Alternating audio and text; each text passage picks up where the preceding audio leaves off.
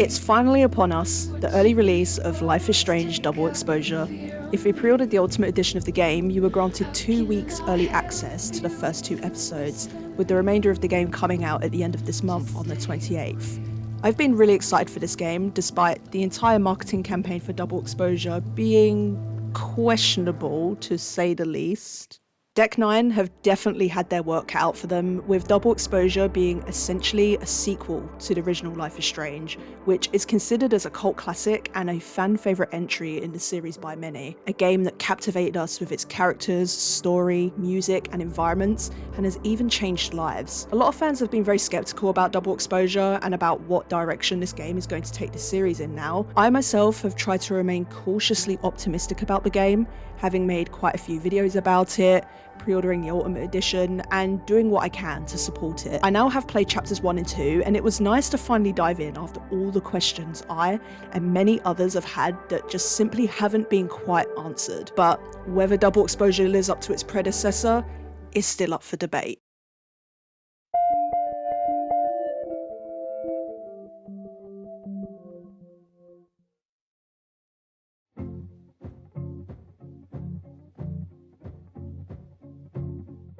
One of the main selling points of Life is Strange Double Exposure is the return of our beloved original protagonist from the first Life is Strange, Max Caulfield.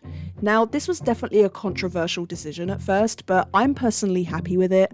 It's been roughly 10 years since we last saw Max, and wow, she's gone through a lot of character development. She's a lot more confident within herself through the way she speaks and in her body language, which, by the way, shout out to Hannah Tell. Hannah voiced Max in the first Life is Strange, and thankfully, she proudly reprised her role as Max in Double Exposure. But not only did she provide her lovely voice, she also did full performance mocap too. It must have been a challenge to play a character that you have previously played before, but this time she's 10 years older.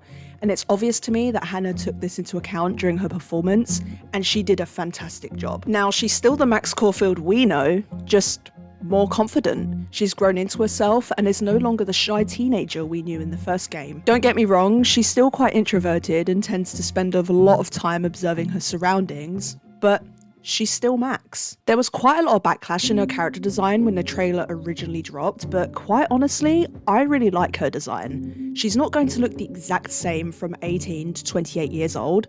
Her style is different, but name me a person who still dresses and presents themselves the same way they did at 18 at 28. Having Max as our protagonist in Double Exposure gives us that sense of familiarity that Life is Strange fans have been after for a while now. Of course, after season 1 and Before the Storm, we had Life is Strange 2, which introduced us to pretty much a whole new cast to get to know, but due to the nature of the second game's story, we couldn't get too attached to other characters due to constantly being on the move. Then we had True Colours, which was also a whole new cast. But all in all, I think Deck 9 have done a pretty good job at writing Max's character, and still keeping some aspects of her faithful to Don't Nod's existing formula. There are a few little bits of flawed dialogue, but I think in this instance, the good outweighs the bad. And on the topic of dialogue, there are also a few subtle hints to the first Life is Strange within the dialogue too, which was fun to discover and hear.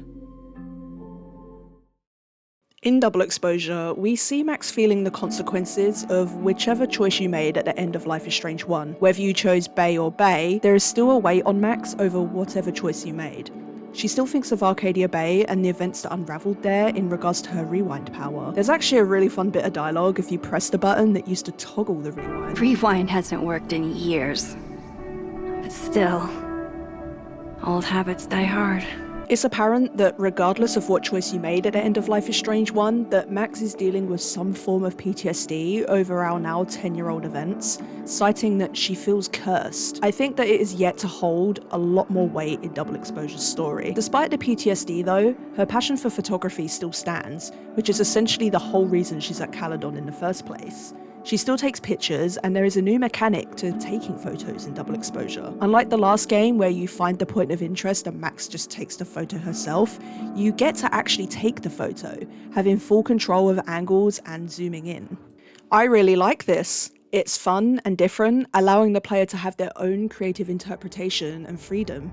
Especially when taking photos of other characters, if there's a prompt to, you can get them to pose, and even if the photo doesn't come out the way you like it, you can always retake it. Max posts her photos on Crosstalk, which is an in-game social media platform, and over time, you get to see others interact with it, and I really enjoy this feature. It just gives taking photos so much more depth. We are introduced to quite a few side characters throughout the first 2 chapters who are definitely all going to play a huge role in the story later on. I enjoyed these characters, especially Sparxxyy, who is a focal character in the story anyway. She's charming, charismatic, funny, quirky, and you get to spend the first 20 or so minutes of the game with her, and in that short time, I come to like her a lot. She has a lot of chemistry with other characters, Max most notably. She's a really expressive character in the way she talks, she has banter with Max and others, and is just fun to be around, which is why it hurts to lose her. This sort of reminded me of Gabe from True Colors. You spend those first 20 minutes of the game getting to know him, and you almost start to feel attached despite knowing his fate soon before. Due to this, it made me eager to learn more about Sparxxyy's murder, learn what we didn't know about her before her death, and just to get justice. But also, I have a few little trust issues when it comes to really nice and instantly likeable characters in the Life is Strange games, so we'll have to see. We spent quite a bit of time with another prominent side character too, called Moses, who was Safi's best friend. He's a huge astrology nerd, but very likeable from the beginning. I was truly fascinated by the way his character changed after Sparxxyy's death and how he embraced grief. I became vastly protective of Moses, and I'm intrigued to see how his character fleshes out later on. Another character I feel worth mentioning is Amanda. Now, I know she got a lot of backlash because she's an obvious romantic interest, and for other obvious reasons that I'll get onto later, but you're not forced to romance her if you don't want to, which I didn't in my playthrough. Look, I like Amanda a lot. She's witty, fun, caring, considerate, and a benefit to Max's life, whether you decide to romance her or not. I think it's a shame that a lot of fans grew to hate her without even taking the chance to learn more about her, because I think she's well written. I mean, a few days after Sparxxyy's death, she shows up at Max's door with homemade focaccia and salad to cheer Max up. That's probably one of the sweetest and most wholesome moments in the entire first episode, and a testament to how much of a good person she is. Plus, if you do decide to romance her, she does say to Max following Sparxxyy's death that maybe they should put a pause on the pursuit of a romantic relationship, at least for now while Max is mourning Sparxxyy, which I thought was really considerate. So it's clear to me that she has Max's best interests at heart. There are also a few other characters who are great. Matter of fact, all of them are, but those 3 main ones stand out to me the most. In terms of gameplay, it feels like how you'd expect. It feels like a Life is Strange game. The soundtrack is beautiful, the controls are simple, nothing feels slow or clunky, although I noticed that by default the camera sensitivity felt a bit high, but it's an easy fix by just turning it down in the settings menu. Speaking of the settings, there are a plethora of options to make the game tailored to each person's experience. Even the option to enable trigger warnings on certain topics in the game that some players may find distressing. I've never seen that in a game before, so it was nice to see it in there. Something that bothered me a lot though was the task list on the top right of the screen just constantly being there after being assigned a new objective. I had a look at the settings to see if I could switch them off, but you can't. I don't know if I'm being picky, and I understand they're there to guide the player to the objective, but most times I found them really distracting and they spoiled immersion for me, especially in more important scenes where I was trying to concentrate and it was just there. I understand the purpose, but it feels like the developers have really dumbed the game down and chosen user-friendliness over immersion. In comparison to previous games, where the objective lists are a bit more subtle, and if you get stuck, you just open your journal and game, and it gives you a bit more context on what you need to do there. So I guess for now, I just need to make a better effort to tolerate it. Speaking of journals, I know they had quite a significance in previous Life is Strange titles, and there is a journal in Double Exposure, and I'm not a fan yet. It's still the same in terms of the protagonist jotting down details about events that have occurred that they may not have said within their inner monologue or out loud, but my issue lies within the design of it.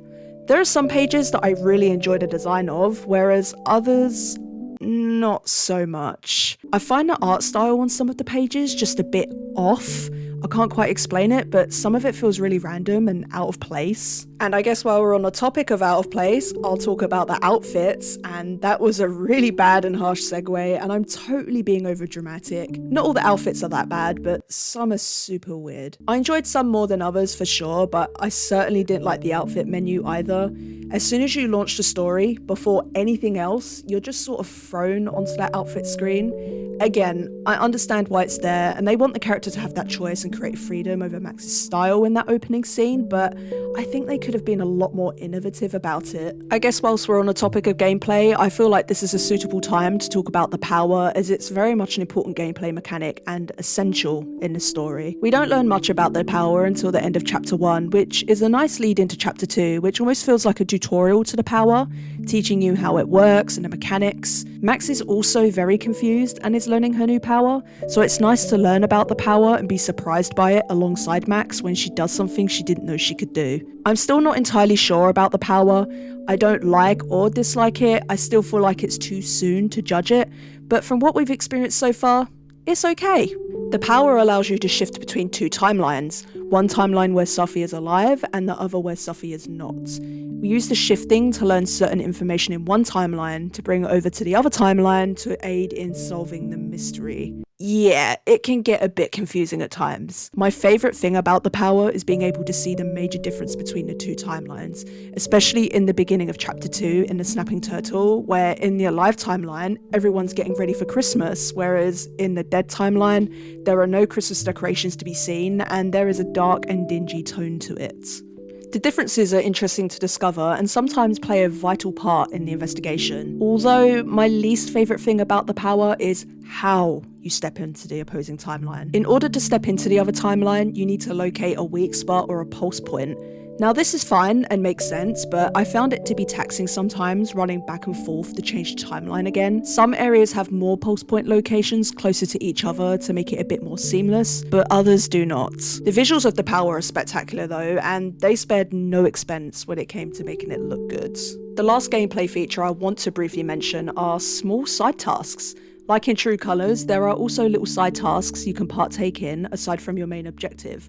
They're not too obvious, and you discover them by mooching around, which kind of makes feeling mooching around a reward. This just gives the background NPCs a lot more significance, and it makes them something more than decoration to the environment. Plus, it offers more replay value, as a lot of the time, players don't notice these details their first time around. They're subtle, but they're a nice touch. In terms of performance, the game runs pretty well. Well, it did for me anyway. I can't speak universally for everyone and their experience on how the game ran for them, but I have heard within the community that some people have had crashes, but I played on the PlayStation 5 and ran into 0 crashes or frame rate drops, which was a relief. However, I did encounter a few sound issues in certain scenes of dialogue that I originally wrote off, but on my second playthrough, I encountered these issues a second time, which is a shame because it was enough to temporarily take me out of the moment. Now, I can't talk about a Life is Strange game without mentioning its visuals, and I'm happy to confirm that Double Exposure looks absolutely gorgeous, and I'd go as far as saying it's the best looking game in the franchise so far. The character models look really polished and detailed, the facial expressions of the characters are really expressive and consistent, the lip syncing is on par, and for the world around these characters, the scenery is breathtaking. There were even a few moments in my playthrough where I paused what I was doing just to take in the environment around me and the beauty. It's captivating. The lighting in a lot of the scenes was on point as well, and the reason I'm pointing this out is because, well, I know we have a track record of poor lighting. I know this new style doesn't follow the familiar art style with the first game, which was super popular, and I also miss that art style, but the beautiful visuals of Double Exposure softens the blow.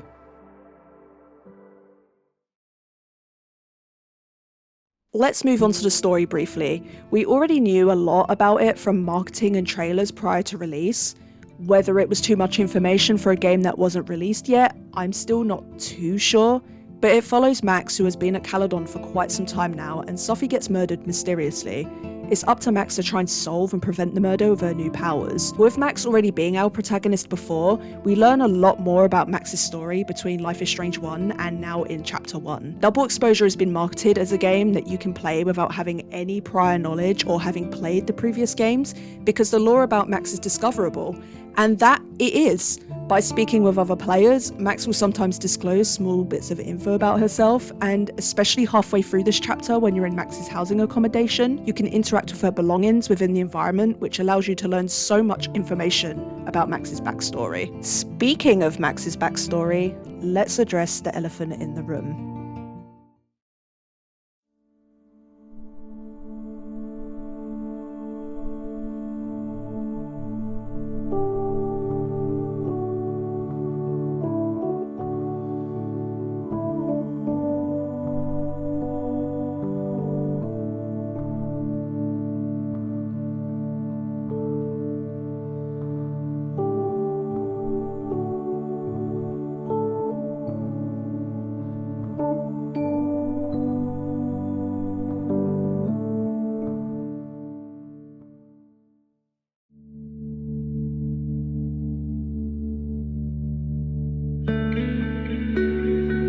One of the biggest questions Deck 9 and Square Enix have been asked is, where is Chloe Price?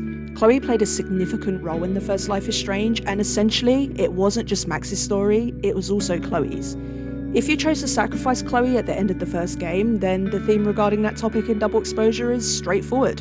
Chloe is sacrificed in exchange for Arcadia Bay, she's no longer alive, and Max carries on, still holding the grief. But if you chose to sacrifice Arcadia Bay, Chloe is still alive, and at the end of Life is Strange 1, Max and Chloe leave a very destroyed Arcadia Bay together. Now, in pretty much every playthrough of Life is Strange I've done, I've always saved Chloe. So, in Double Exposure, I wanted to reflect that decision. About 15 minutes into the game, a conversation takes place between Max and Sparxxyy, where Sparxxyy asks about the picture of the blue-haired girl in Max's wallet, and what was the deal between you two. Here, you can confirm whether you were just friends or high school sweethearts.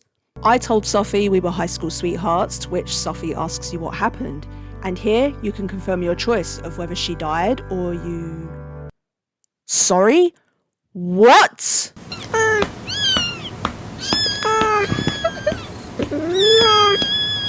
Yeah.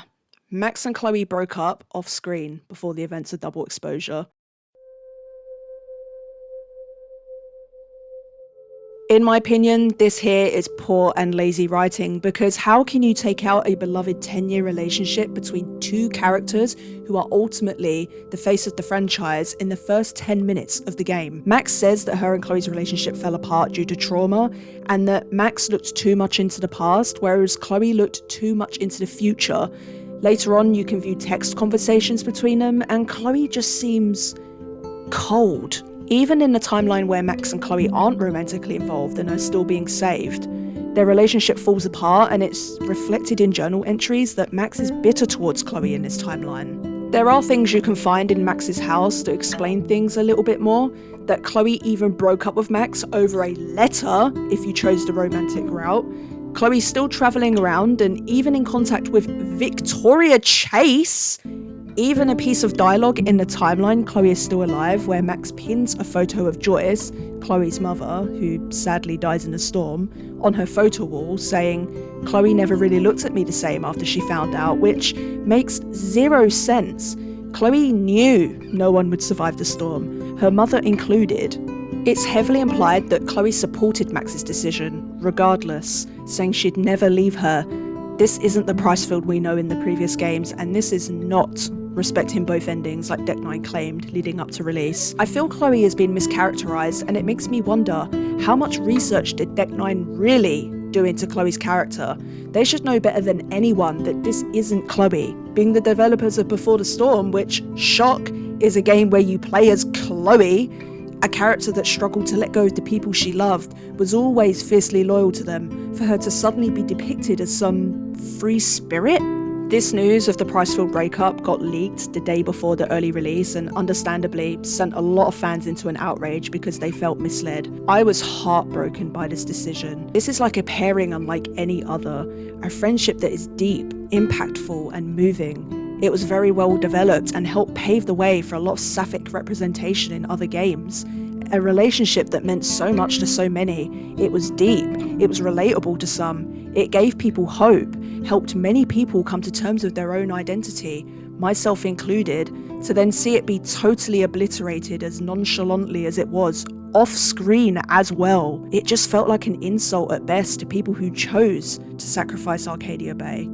There are better ways they could have dealt with this than what we got, and it takes the weight out of that final choice you make in the first game because in this context, it seems no matter what Max chooses, her and Chloe end up apart anyway.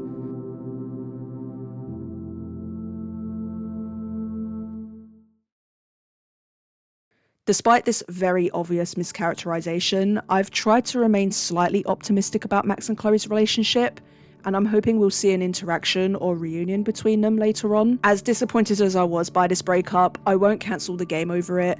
It's a very questionable decision for the publishers and developers to handle this situation the way they did, but I still want to give the game a chance. Aside from that bombshell, I think what we've gotten of the game so far is great.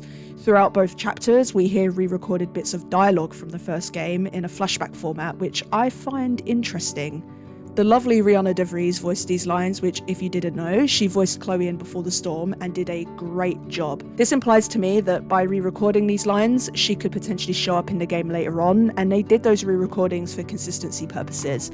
But at this point, I feel like I might just be digging for crumbs. There are still 3 more episodes to come though, so I won't jump to conclusions too much about the future for Pricefield, but as it stands right now, I'm really disappointed. But as I said, there are still 3 episodes to come that will hopefully and probably clear up a lot of this mess. I guess we just have to wait and see. I don't want to end this video on a low note due to the Pricefield talk, however, I do just want to say this quickly.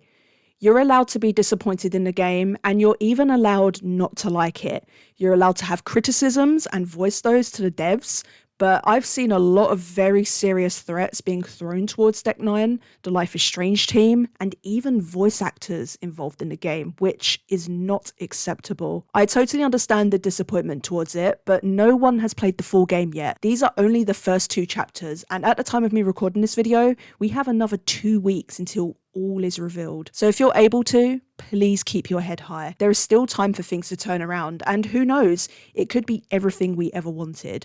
Just unfortunately, we have to do more waiting.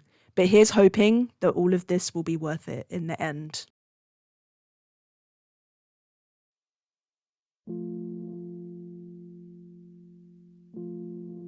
With that being said, thank you so much for watching this video. I know this is very different from the usual content I make, but I wanted to switch things up a little bit, so let me know what you thought of this video format. I plan on making so many more Life is Strange videos in the foreseeable future, so if you're interested, consider subscribing to stay up to date. I also recommend that you follow me on Twitter and Instagram. I'm active on there most of the time, and I tend to share a lot of stuff about games there, mostly Life is Strange of course. I also announce on there when my next video is too, so you can stay up to date. If you enjoyed this video, please leave a like and comment, they're always appreciated and it really helps me out.